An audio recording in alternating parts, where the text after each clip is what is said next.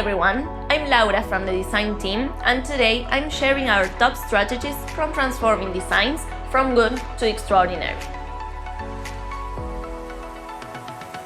You can use negative space to create designs that naturally guide the viewer's eye. You should craft color palettes with the insight of locals to ensure relevance and appeal in every market.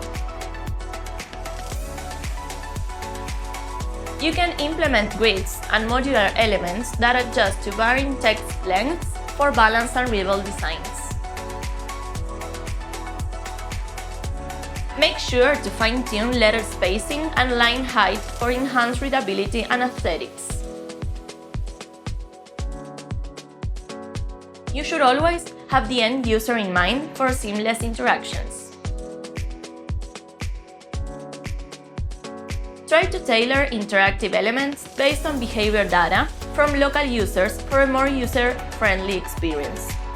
At Idea Translations, we turn design challenges into global opportunities, ensuring every one of our designs exceeds expectations and connects deeply with audiences worldwide.